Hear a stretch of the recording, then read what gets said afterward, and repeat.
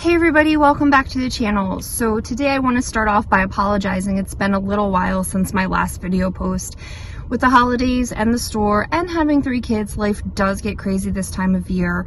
But in addition, my husband and I ended up having COVID, but we're totally fine now. I had a very mild case. He had a little bit worse, but we are completely better. So with that said, I was unable to film, to edit, to do anything with YouTube, which was very upsetting for me. But I'm here today. I'm going to take you guys to this really awesome store. It's called Get a Grip, and it's an antique tool and hardware store mixed in with anything you could ever imagine. Really, it's a picker's paradise there. So come with me, we're gonna go check it out. Get a Grip in Washington, New Jersey.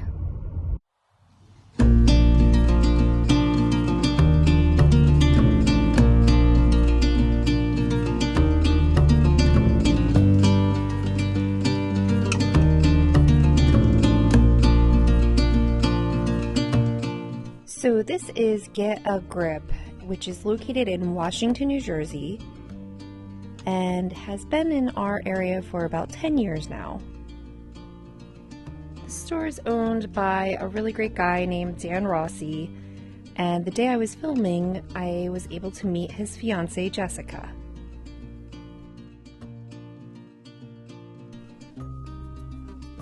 And when you walk in, it is a lot like a hardware tool type store. In fact, for many of the 10 years that it's been here, I never really explored it because I thought it was just a hardware store with tools and maybe some antique tools, but not the type of antiques and vintage items I thought were inside.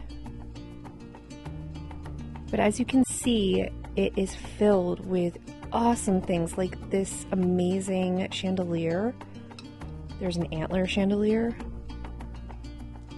And I love what Dan did with the boxes. I'm actually going to try to recreate something like that in our store in the near future. And of course, I spotted coffee tins. So as you head through the front area of the store, it is their display window, and then you can start seeing why I thought there were nothing but tools in there. There are tools of every type, screws, hammers, wrenches, mixed in with antiques. And one of the things that Dan has done is utilize these awesome metal drawer systems. They were probably, in a machinist shop type of drawers that were used for parts and whatnot. And Dan has hundreds of these drawers, and he fills them all with items. So when you're looking for something specific like casters or wire cord or anything, you just explore these drawers and you will find it.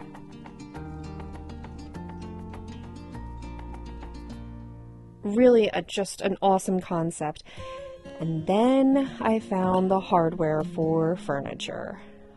I am thrilled beyond belief that this store is located in the same town as me because I love hardware for furniture.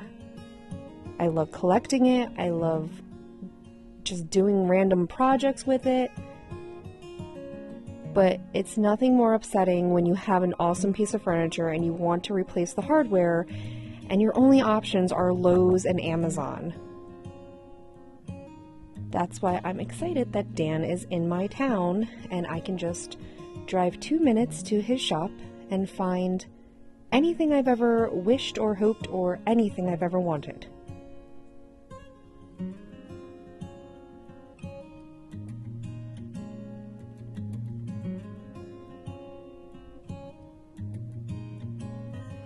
As we started continuing back, I really had no idea how big this shop was. In fact, it is over 15,000 square feet. And there are treasures around every corner. You have to take your time through this store because it is endless. And then I found Piper.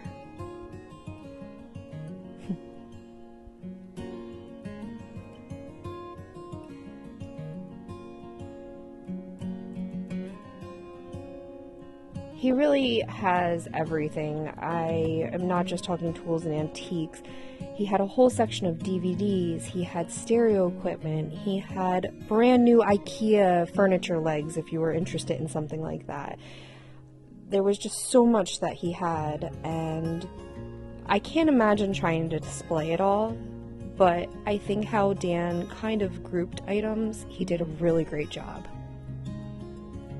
So as we head back, you can see this is another area, and this had more vintage art type items in it.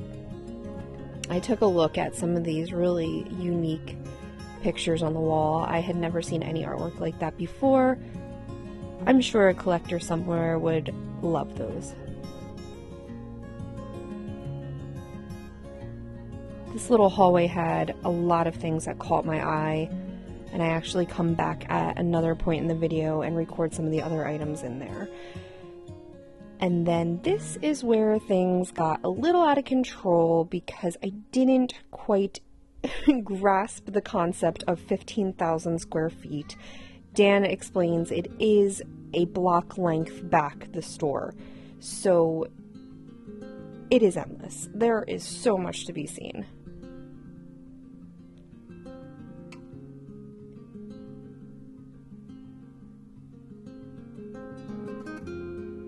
Some amazing old furniture, just unique pieces, beautiful hutches, a whole display of lamps and tins. Every corner there was something new to see treasure-wise.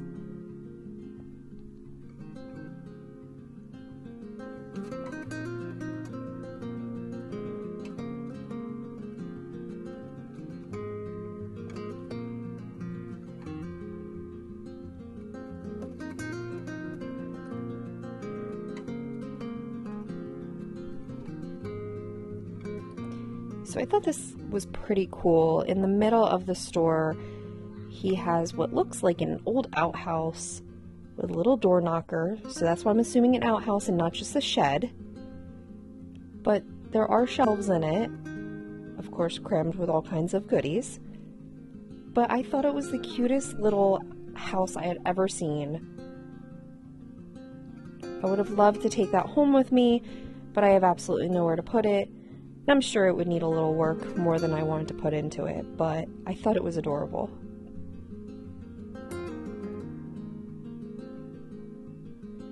As I was exploring over in this corner, I happened to stumble across some really creepy little men.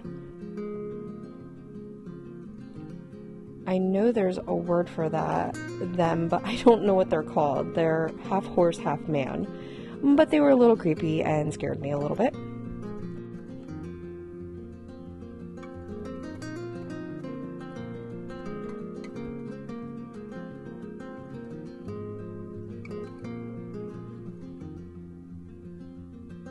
And then I found this guy. He is a giant beer can tin man. He looks a little grumpy. I'm sure not too many other people have him hanging around their shop though, so he was pretty awesome.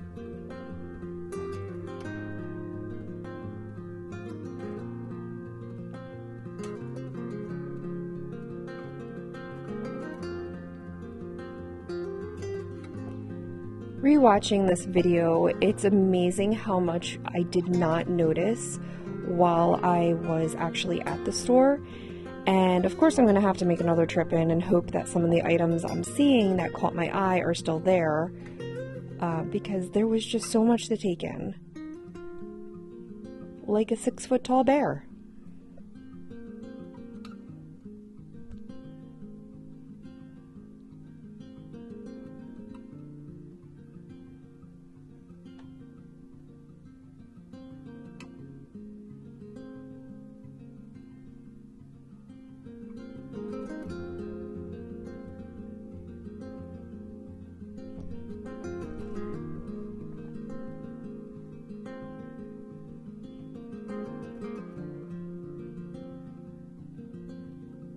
It's just amazing the type of variety that Dan has here. He had Fiesta ware vases next to industrial pieces, next to vintage wooden boxes, and, you know, mid-century modern pieces. It just, and then next to a whole entire foosball table. Like, there was anything you could imagine in this store.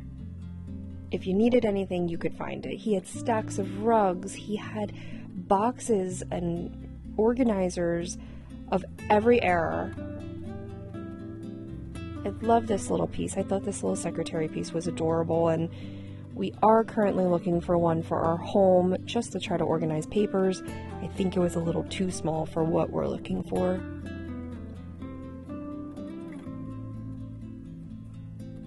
Like, I just saw that dresser back there with that gorgeous mirror. I'm definitely gonna have to come back to this store.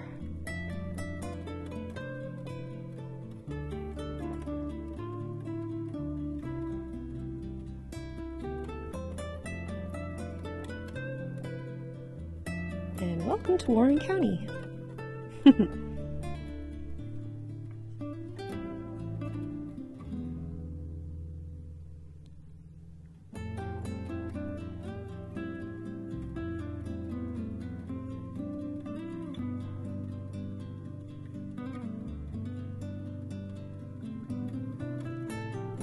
Dan was super helpful too. He was able to tell me, I asked him where items were, he was able to tell me general locations where they were, so he really does know his store. A lot of people, or I know some people, get overwhelmed with stores like this, but really these are my favorite types of stores. They are pickers' paradises, and I just love being able to find treasure, and I'm sure that Dan knows everything that he has in the store, but I don't. So I like to go and explore and find new items and projects to redo.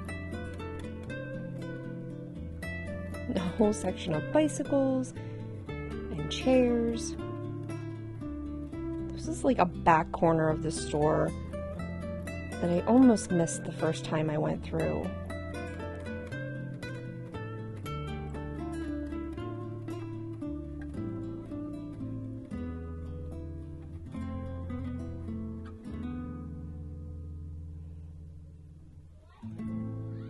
And then it went even deeper into this back corner.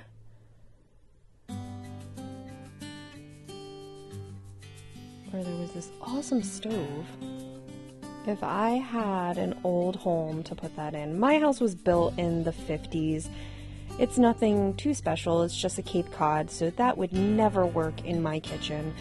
But the town that my store is in Belvedere, New Jersey, has a huge Victorian home population, and I am so envious of the residents of Belvedere that have these beautiful homes, and some of them still have those original types of stoves in their kitchens, which is amazing.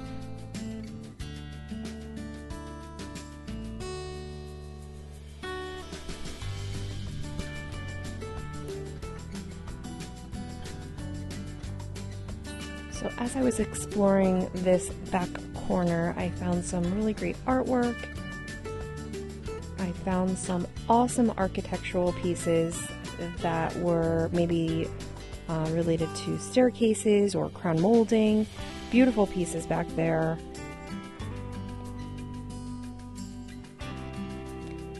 And then I found this cute tray with flamingo.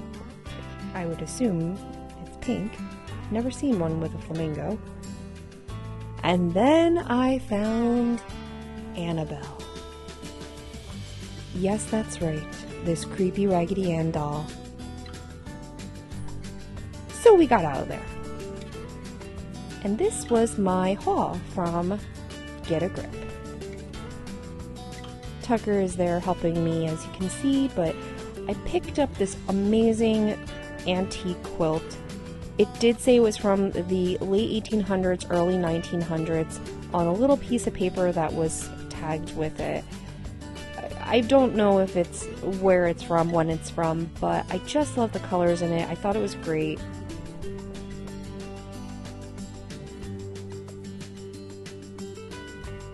The next quilt I found was a little bit more modern, but great colors. Anytime I see green, I am so drawn to the color green.